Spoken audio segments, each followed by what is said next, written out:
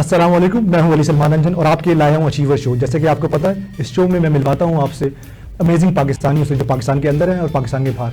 آج کی ہماری انٹرسٹنگ گیسٹ ہمارے ساتھ ویڈیو لنک پہ ہیں جو پاکستان سے باہر ہیں, تو میں چاہتا ہوں ان کا ایک پیکیج دیکھیں پھر ہم ان سے بات کرتے ہیں. عاصم راشد پاکستان کے ثقافتی شہر لاہور میں پیدا ہوئے. میٹرک سے MSc تک تمام تعلیم لاہور میں حاصل کی. سن 2000 میں مزید تعلیم کے حصول کے لیے برطانیہ چلے گئے. وہاں انہوں نے بزنس اینڈ اکاؤنٹس کی ڈگری لی.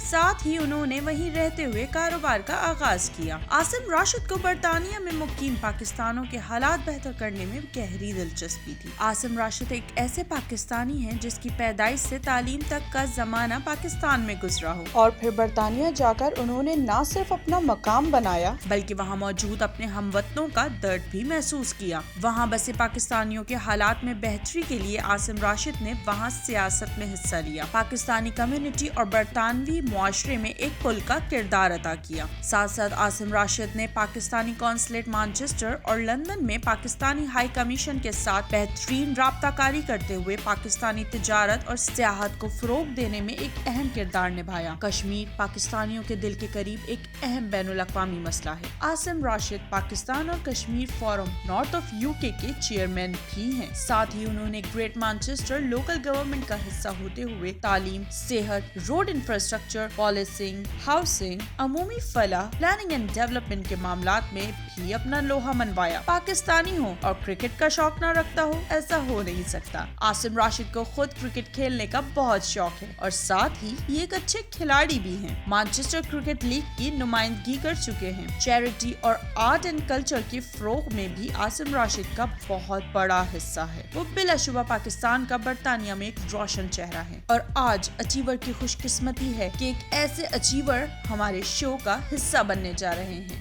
جی آپ نے جیسے کہ پیکیج دیکھ لیا ہے تو اب وقت ضائع کیے بغیر ہمارے ساتھ عاصم صاحب ہیں UK سے, تو ان کے پاس چلتے ہیں. السلام علیکم عاصم صاحب, کیسے ہیں آپ؟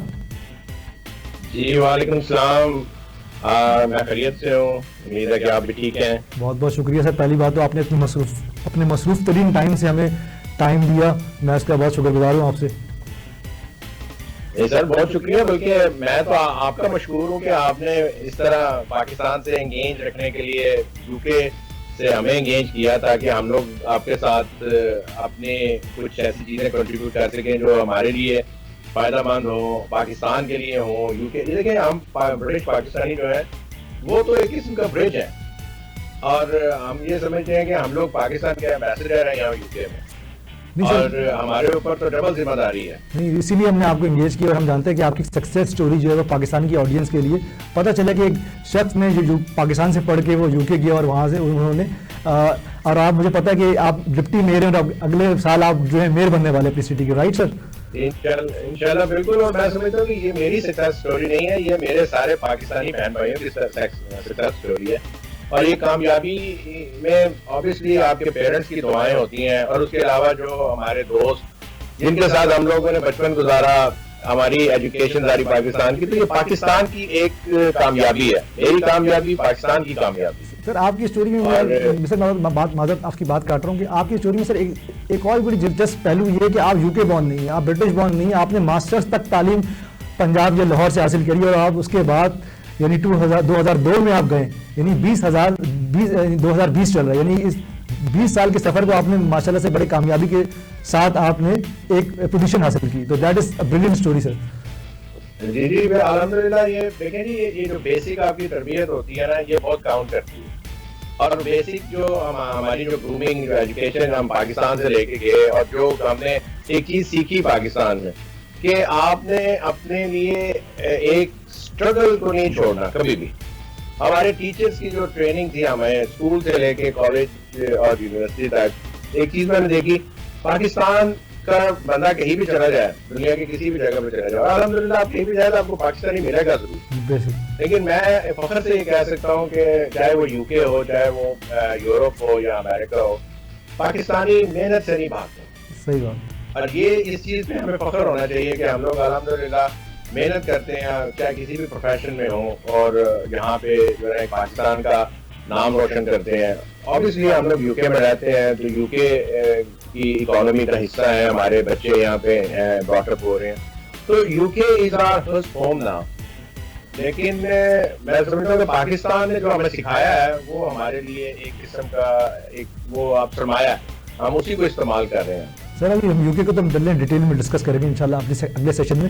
سر مجھے پاکستان کا براٹ اپ بتائیں. لاہور کے اندر ایک لڑکا پیدا ہوتا ہے, وہیں یہ پھجے کے پھائے جو ہماری لاہور کی ثقافت ہے اس میں پلتا بھرتا ہے, وہیں سے ایجوکیشن حاصل کرتا ہے.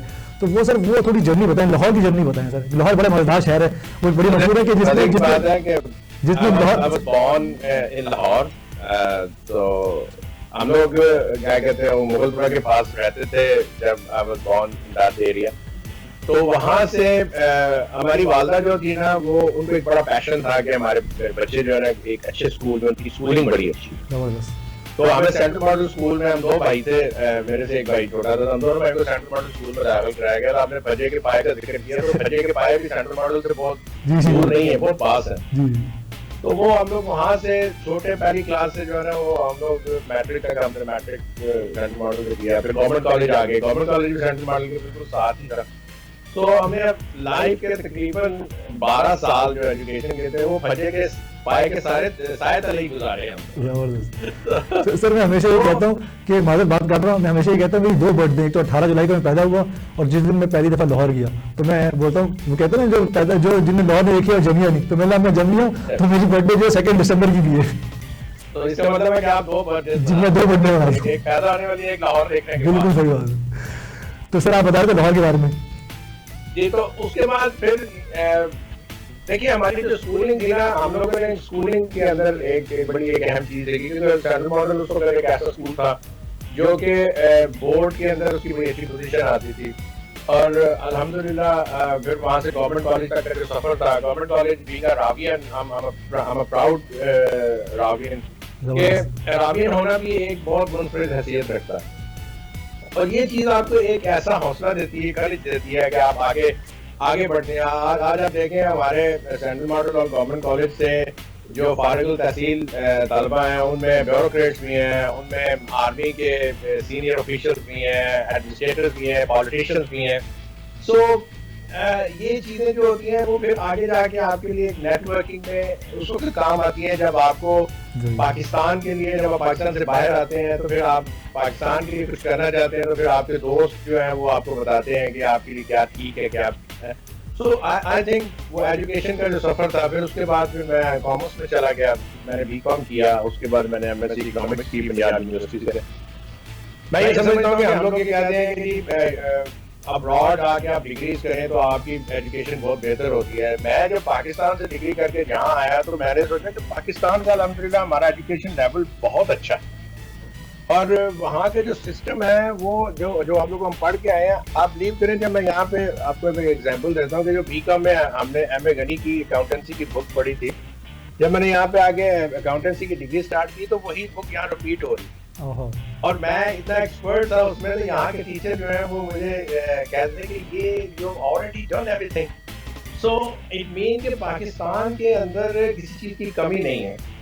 ہمیں اس چیز پہ فخر ہونا چاہیے کہ پاکستان جو ہے وہ کچھ ایشوز ہیں, بالکل آبویسلی آپ کو پتا ہے کہ we are going through a struggling phase, کوئی تھوڑا سا ڈیپریویشن کا ایشو ہے, اکنامک ایشوز ہیں, لیکن اوور آل جو پاکستان کے اندر ایک سسٹم ہے اس کو صرف پالش کرنے کی ضرورت ہے, ورنہ یہ مٹی بڑی زرخیز. بس ہم آتے ہیں تھوڑی سی بریک کے بعد آسم صاحب سے گفتگو کا سلسلہ وہیں سے جوڑیں گے.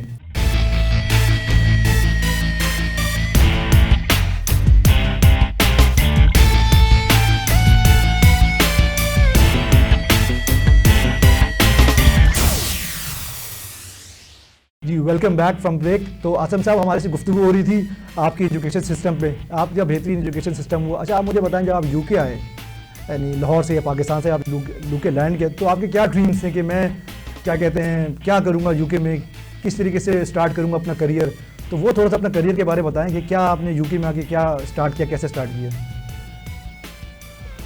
جی obviously آپ زندگی کا جو آپ کا سفر شروع ہوتا ہے تو اس میں آپ کی ایک ہمیشہ یہ کوشش ہوتی ہے کہ آپ بہتر سے بہتر اچیو کریں.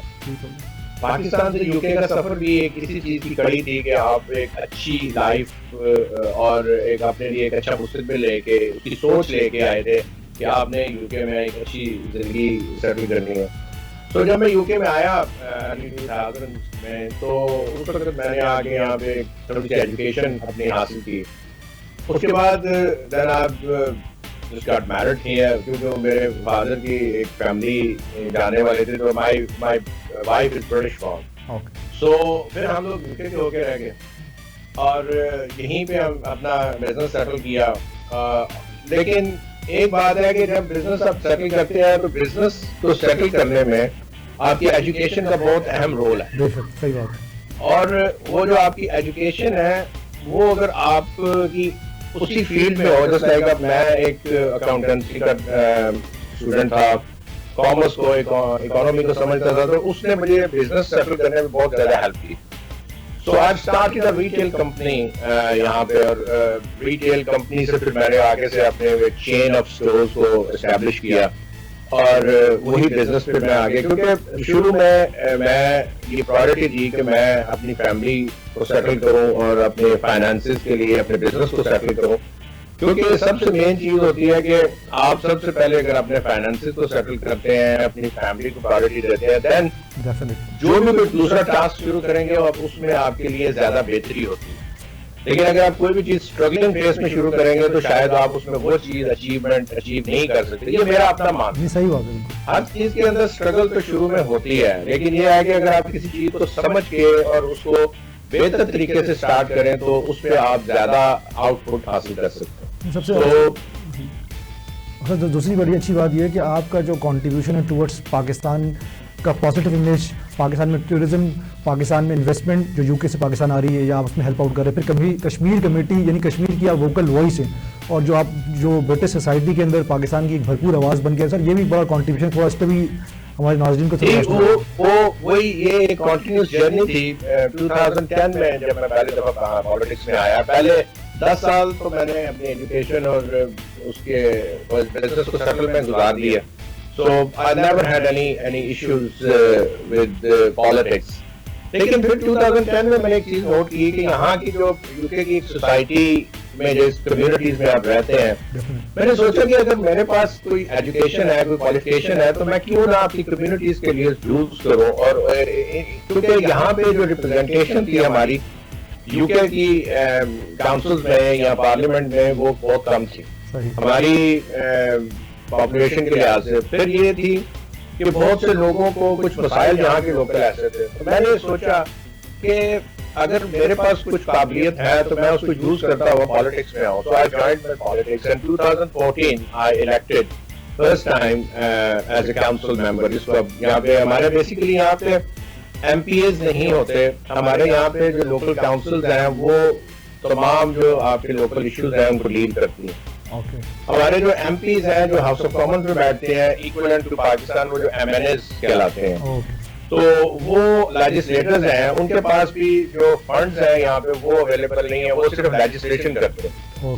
جو یہاں کی لوکل کاؤنسلز ہیں وہ ان کے پاس فنڈز ہیں اور وہی لوکل گورنمنٹ کو رن کرتی ہیں, جس میں آپ کا ہاؤسنگ آ جاتا ہے, آپ کا ریجنریشن آ جاتا ہے, ایڈڈ کیئر آ جاتا ہے, پلاننگ ایشوز آ جاتے ہیں, مطلب you name it. Apart from defence, H M R C جو کہ ہمارا پاکستان میں انلینڈ ریونیو ہے, ریونیو کلیکشن کے لیے, اور تیسرا ایک جو این ایچ ایس ہے جو نیشنل ہیلتھ سروس ہے, بلکہ این ایچ ایس کے بھی کچھ پارٹس جو انٹیگریٹ ہوتے ہیں سوشل کیئر سے وہ بھی لوکل کاؤنسل ڈیل کرتے ہیں. سو یہ لوکل کاؤنسل بیسیکلی اس لیے یہاں پہ اسٹرانگ ہے کہ یہاں پہ گراس روٹ لیول سے آپ کی جو ریپرزینٹیشن ہے وہ آتی ہے. اس پہ بھی تھوڑی دیر میں بات کریں گے کہ کمپیریزن کیا ہے جو پاکستان کی ڈیموکریٹک کلچر ہے اور جو یو کے کا ڈیموکریٹک کلچر ہے. لیکن میرا پالیٹکس میں آنے کا واحد مقصد یہ تھا کہ یہاں پہ کمیونٹی کو ریپرزینٹ کیا جائے اور ان کے مسائل کو جو ہے وہ انٹیگریٹ کیا جائے, دیکھا جائے کہ ہماری جو انٹیگریشن اور جو ہماری ملٹی کلچرل سوسائٹی میں کنٹریبیوشن ہے بہت زیادہ ہے, لیکن اس کی اکنالجمنٹ کیوں نہیں آتی. جیسے میں نے آپ کو پہلے بتایا کہ الحمدللہ ہم پاکستانیوں کی بہت کنٹریبیوشن ہے یہاں پہ, لیکن اس کو اکنالج کرنے کے لیے برٹش سوسائٹی میں جب تک آپ پولیٹیکل پلیٹ فارم پہ ریپرزینٹ نہیں ہوں گے آپ اپنی کچھ چیزیں نہیں بنوا سکتے. تو اس کے لیے ایک حصہ تھا کہ جو میں نے پالیٹکس جوائن کی, اس کے بعد پھر پالیٹکس کے بعد پھر اسی چیز کو آگے کنٹینیو کیا جو ابھی آپ نے ذکر کیا کشمیر کا مسئلہ. ہمارے یہاں پہ کشمیر کی پاپولیشن اچھی خاصی ہے جو آزاد کشمیر سے مائگریٹ ہوئے 60s اور 70s میں لوگ, تو وہ جب میں اپنے کاؤنسل چیمبر میں ریپرزینٹ کرتا تھا تو پھر میں نے یہ انٹرنیشنلی اس معاملے کو اٹھایا یہاں پہ اپنے کاؤنسل لیڈرز کے ساتھ, اپنے پارلیمنٹیرینز کے ساتھ, کہ اٹراسٹیز جو کشمیر میں ہو رہی ہیں, ہم لوگ یہاں پہ ہیومن رائٹس کی بات کرتے ہیں, یو کے جو ہے one of the biggest element کے ہیومن رائٹس کو وہ آواز اٹھاتا ہے کہ ایکویلٹی ہونی چاہیے. تو ٹھیک ہے, کشمیر کی جو انڈیپینڈنس ہے اس کی جو قراردادیں ہیں, جو حق خودارادیت کی قراردادیں ہیں, وہ تو اپنی جگہ پہ ہے, لیکن جو ہیومن رائٹس کی وائلیشن ہو رہی ہے پہلے اس پہ تو ہم لوگ کشمیریوں کو جو ہے نا وہ نجات دلائیں. اور اس بات پہ پھر الحمدللہ پھر ہم نے ایک فورم بنایا, اس پہ ہماری آواز پارلیمنٹ تک گئی اور پارلیمنٹ میں کئی دفعہ اس پہ ڈیبیٹ ہوئی. تو یہ اس بات کی علامت ہے کہ جب آپ گراس روٹ لیول سے کمیونٹی کو ریپرزینٹ کرتے ہیں تو اس کی بات اوپر تک آپ پہنچا سکتے ہیں.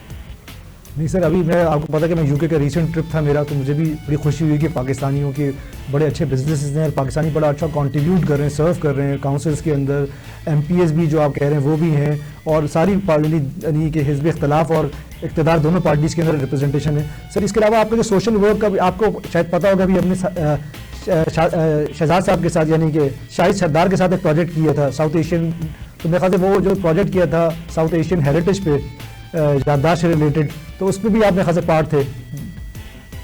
بالکل. دیکھیں ابھی آپ نے ذکر کیا شاہد سردار جو ہمارے ایک بڑے ہی ایکٹیو یہاں پہ کمیونٹی لیڈر ہیں, ہیریٹیج اور ٹریڈیشن کے لحاظ سے تو ان کی کنٹریبیوشن ہے, اور آپ جب بلیو کریں کہ ان کی ایک بڑی اہم کنٹریبیوشن ہے جو کہ یہاں پہ وہ ڈائمینشیا کے پروجیکٹس کرتے ہیں. ڈائمینشیا ہماری جو کمیونٹی کے اندر ایشوز ہیں اس کے اوپر ان کا بہت کام ہے. اور یہ ضروری نہیں ہوتا کہ آپ پولیٹیکلی الیکٹ ہو کے کمیونٹی کو سیو کریں. اس میں جو کمیونٹی کے دوسرے مسائل ہیں اس میں شاہد بھائی جیسے اور کمیونٹی جو لیڈرز ہیں وہ انوالو ہیں, اور میں سمجھتا ہوں کہ یہ اس ٹیم ورک, اور جس طرح وہ ہماری ہیلپ کرتے ہیں, ہمیں فیڈ بیک دیتے ہیں کمیونٹی کے ایشوز کی, پھر اس طرح ہم ان کی ہیلپ کرتے ہیں کہ کہاں کہاں گرے ایریاز ہیں, کہاں کہاں ہمیں کام کرنا ہے, کیسے کام کرنا ہے, کمیونٹی کو کیسے سرو کرنا ہے, اور ان کو کیسے بینیفٹ کرنا ہے. کہ ہم لوگ ایشوز بالکل ہیں, میں یہ نہیں کہتا کہ کسی بھی کمیونٹی میں ایشوز نہیں ہوتے ہیں, ہماری کمیونٹی میں بھی ایشوز ہیں, ہمیں پرابلمز بھی فیس کرنے پڑتے ہیں. کسی وقت ریسزم کے یہاں پہ اب دیکھیں کہ جب ہم گریجویٹ سے باہر آئے تھے اسلاموفوبیا جو ہے وہ رائز پہ چلا گیا اور اچھا خاصا, اور یہ ایک سوسائٹی میں جب رہتے ہیں تو وہاں پہ یہ چیلنجز ہوتے ہیں, اور ان چیلنجز کو فیس کرنا اور ان کا حل تلاش کرنا ہی ایک آپ یہ دیکھیں کہ ایک اسٹرانگر کمیونٹی کی نشانی ہے کہ جب آپ کسی چیلنج کو فیس کریں پھر اس کا حل تلاش کریں. تو اور یہ چیزیں ہمیشہ پولیٹیکلی اور ڈیموکریٹکلی جب آپ اسٹرانگ ہوتے ہیں تب آپ کے لیے زیادہ ایزی ہوتی ہیں ان کو اچیو کرنا. اچھا شاہد صاحب بتائیں کہ کوئی اپنا آصف صاحب کہ اگر کوئی پاکستان جا رہا ہو یا پاکستان سے کوئی آ رہا ہو تو کبھی پھجے وغیرہ کے پائے وغیرہ منگائے آپ نے, یا آپ کا کوئی گورا دوست جا رہا ہو برٹش کہ آپ بھائی جائیں لاہور میں تو پھجے کے پائے کھائیں, یا یہ دیکھیں کبھی آپ نے ریکمنڈیشن کی یہ دی؟ آپ کو مزے کی بات آپ سناؤ کہ آپ اگر ریسنٹلی جب یو کے آئے تھے تو آپ نے دیکھا ہوگا کہ یہ جو ہمارا گریٹر مانچسٹر کا ایریا ہے, اگر آپ یہاں جائیں تو آپ پاکستان کو, لاہور کو, کراچی کو بھول جائیں گے. آپ یہاں پہ جائیں اور آپ کو یہاں پہ پائے, نہاری, حلیم, کلچے, کڑھائی, ہر ایک چیز جو ہے وہ ملے گی. اور آپ جب مطلب وہاں پاکستان سے ہمارے کچھ شیف یہاں پہ آئے ہیں جنہوں نے آگے یہ بزنس یہاں پہ اسٹارٹ کیا, اور یہاں بڑے بڑے پرانے نام تھے یہاں پہ مانچسٹر میں. کچھ ایسے ہمارے اولمپک ریسلرز آئے کافی سال پہلے جنہوں نے آگے بزنس اسٹارٹ کی. مٹھائی کی شاپس ہیں یا سویٹ شاپس. پاکستان کا ٹیسٹ یہاں پہ اویلیبل ہے. میں آپ کو کہا جہاں پاکستانی گیا اس سے جا کے پاکستان کا رنگ جما دیا. میرے منہ میں آ رہا پانی. پھجے کے پائے وہ تو یاد آتے ہیں, لیکن ابھی ہم کبھی کبھی سنڈے اور سیٹرڈے کو ویکینڈ پہ جاتے ہیں اور پائے اور نہاری اور حلیم یہ چیزیں لا کے یہاں پہ انجوائے کرتے ہیں تو ہمیں پاکستان یاد آتا ہے, لیکن یہاں پہ ہم پاکستان سے ہم نے ایک اپنا پاکستان بنا لیا. نہیں میں بالکل اس چیز کو ایکسپیرینس کر چکا ہوں, تو اس پہ ہم مزید گفتگو کریں گے. مجھے بریک کے لیے کہا جا رہا ہے, تو ملتے ہیں ناظرین ایک بریک کے بعد.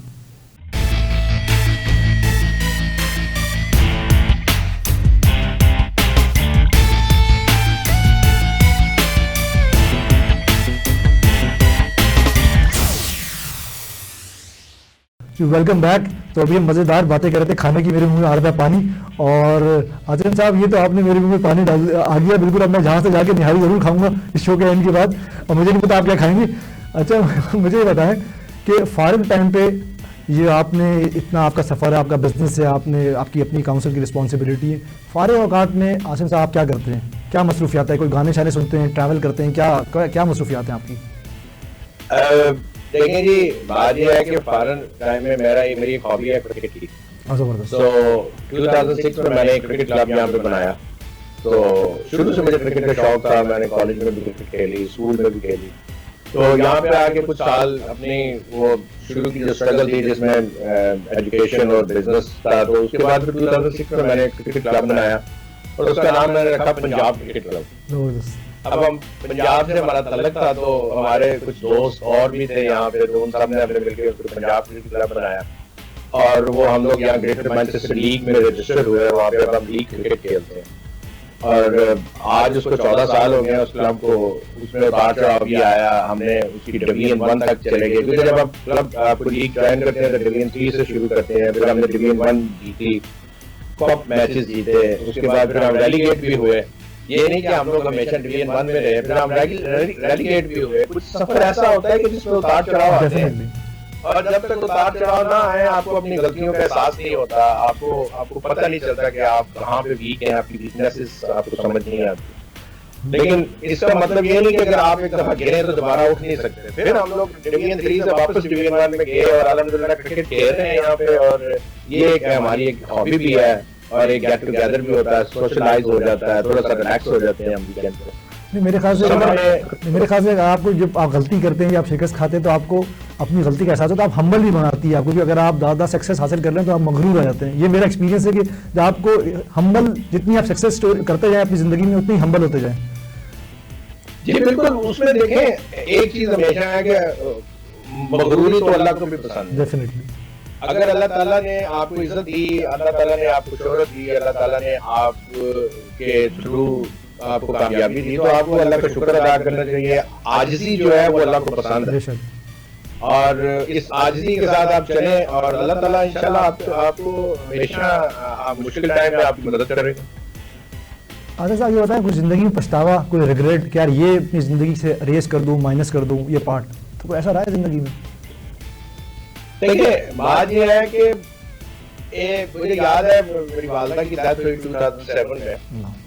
تو اس وقت میں یو کے سے پاکستان گیا, تو میری والدہ کو جو ہے میں ڈاکٹر کو ملا, تو میں نے ڈاکٹر سے پوچھا کہ کوئی طریقہ ہے میں والدہ کو یو کے لے جاتا ہوں, کہ باہر جا کے علاج کروا لیتا ہوں. تو اس نے کہا کہ نہیں, اس وقت جو ان کی اسٹیج ہے یہ اس وقت آپ کچھ نہیں کر سکتے, بس اللہ سے دعا کریں جتنی بھی. اس وقت ایک پچھتاوا تھا کہ اللہ تعالیٰ جو ہے وہ کبھی کسی کو اتنا نہ, ایک تو ہوتا ہے نا کبھی کوئی سڈن ڈیتھ ہو جاتی ہے تو آپ کو اللہ کی مرضی سمجھ لیتے ہیں, لیکن جب آپ سامنے دیکھتے ہیں کہ آپ کی والدہ سفر کر رہی ہیں اور کچھ مہینے انہوں نے کیا, تو وہ دعا جو ہوتی ہے وہ آپ کے لیے ایک ہوتا ہے. تو وہ کبھی میں وہ سوچتا ہوں نا تو مجھے بڑا تکلیف دے رہا ہے کہ, اور آپ کو پتا ہے مائیں جو ہوتی ہیں وہ تو ہمیشہ ٹھنڈی چھاؤں ہے آپ کے لیے دعاؤں کا مرکز ہے.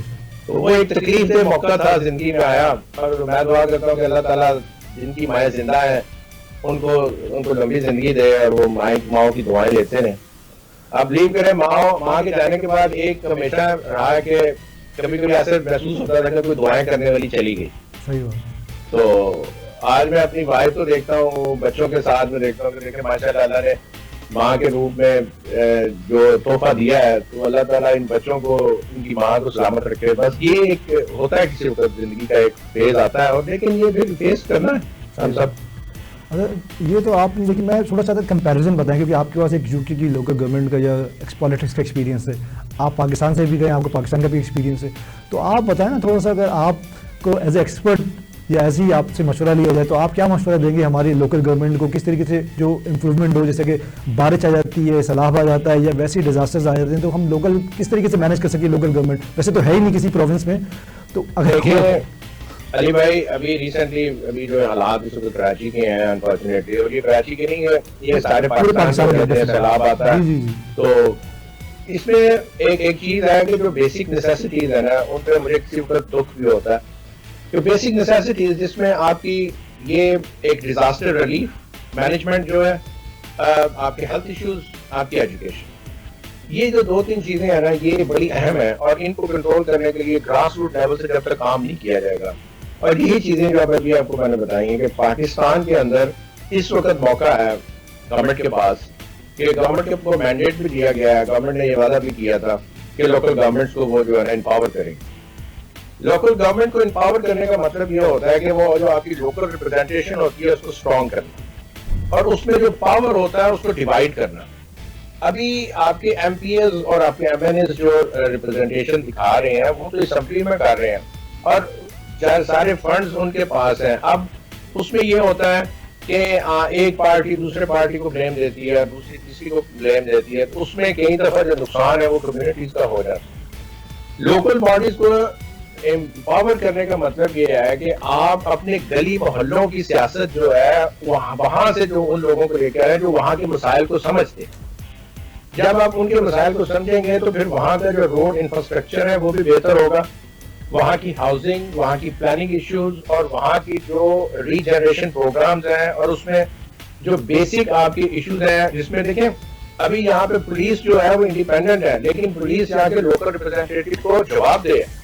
اور پولیسنگ جو ایک ایسی چیز ہے جو کہ کسی وقت بہت بڑا ایشو ہو جاتا ہے. امن و امان کی صورتحال کے علاوہ پولیس کے اور بھی بہت سے کام, ریسکیو ایشوز آپریشن کے اندر بھی پولیس کے بہت سے ایشوز ہیں. کرمنل میٹرز کے علاوہ پولیس کی بہت رول ہوتا ہے لیکن ہمارے وہاں پہ پولیسنگ کو بھی بہتر کرنا ایک بہت اہم چیز ہے. عاصم صاحب یہ تو سر ہماری بڑی لمبی اس پہ گفتگو ہوگی, انشاءاللہ دوبارہ آپ سے اس پہ ہم ڈیٹیل میں بات کریں گے.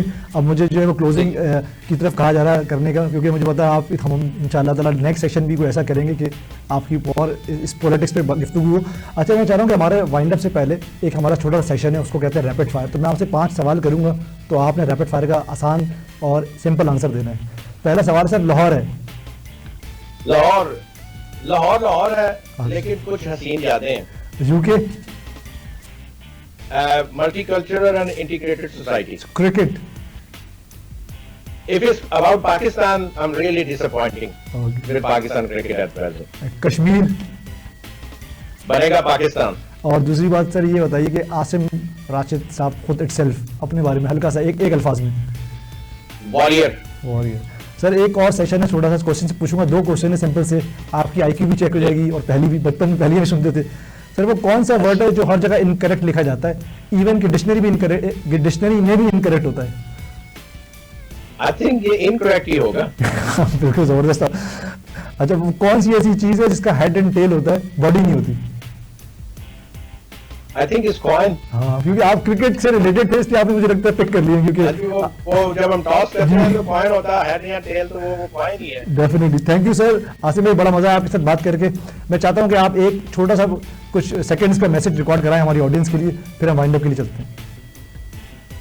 سر یہ لبے لباب ہے جو میں نے آپ کو بھی ساری باتیں بتائی ہیں کہ پاکستانی جو ہے وہ ایک ایسی قوم ہے, پاکستان ایک ایسی قوم ہے کہ دنیا میں کہیں بھی چلے جائے, کسی بھی پروفیشن میں چلی جائے, الحمدللہ پاکستانیوں نے اپنے کام کا لوہا بنوایا.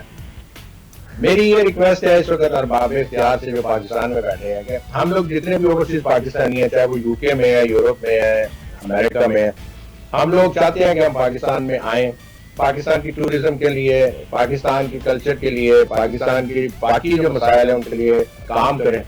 تو آپ کچھ ایسا ایٹماسفیئر کریٹ کریں کہ جس میں ہم لوگ برٹش پاکستانی, اوورسیز پاکستانی مل کے ایک برج کے طور پہ آپ کے ساتھ مل کے آئیں. اور اس وقت تو گورنمنٹ بھی ہمارے عمران خان صاحب ان کا ویژن ہے کہ ہم نے پاکستان کو جو ہے نا وہ آگے لے کے جانا ہے.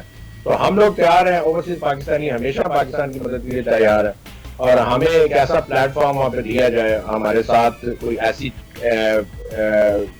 ایشوز اور اکنامک ایشوز جو پاکستان کی ہیں ان کو سالو کرنے کے لیے ہمیں موقع دیا جائے. ہم برٹش پاکستانی اور اوورسیز پاکستانی ہمیشہ ریڈی ہیں. پاکستان ہمیشہ ترقی کی طرف جائے گا, اور جس طرح ہم لوگوں نے یہاں پہ باہر پاکستان کا نام روشن کیا, اب ہم چاہتے ہیں کہ ہم اپنے پاکستان کے لیے بھی کچھ کریں. بہت بہت شکریہ سر آپ کے بیوٹیفل میسج کے ساتھ. تو میں چاہوں گا اجازت, آج کے اس پروگرام میں عاصم صاحب ہمارے ساتھ تھے. نیکسٹ ویک انشاءاللہ کسی انٹرسٹنگ گیسٹ کے ساتھ دوبارہ حاضر ہوں گا. جب تک کے لیے اجازت دیجیے. اللہ حافظ. پاکستان زندہ باد.